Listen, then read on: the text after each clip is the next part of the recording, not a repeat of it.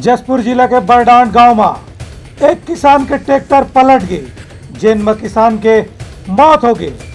यह सब बात अभी किसानी के बेरा हवे, तो जम्मो किसान मल्ला सावधानी रख के अपन जोताई और ट्रैक्टर के काम करना चाहिए। इधर मानसून के देर ले आए किसान मन के खेती किसानी के काम बहुत देर ले शुरू हुई से यही पाए कि किसान मन में अब ज्यादा जोश देखे बर मिलत है। फिर कतको गाँव ए जोश मुसीबत के कारण घलो बन जाते। ऐसने एक घटना जसपुर जिला के बंधनपुर बरडांड गांव में हुई, जहाँ ट्रैक्टर ले जुताई करत किसान के ट्रैक्टर पलट गए और किसान दब के अपन जान लगवा दिस। एक ओखर संगवारी है ट्रैक्टर के नीचे दबे है, ओला निकाले के प्रयास करे जाते। बागबहार थाना क्षेत्र के अंतर्गत बंधनपुर बरडांड गाँव में ये दुखद घटना देखे बर मिली से। तो किसान भाई मन आज के कहना है कि खेती किसानी जोताई के निदाई कोड़ाई के काम भले करो, फिर अपन जान ला जोखिम में डाल के झन करो, एक बार सावधानी रखना बहुत जरूरी है।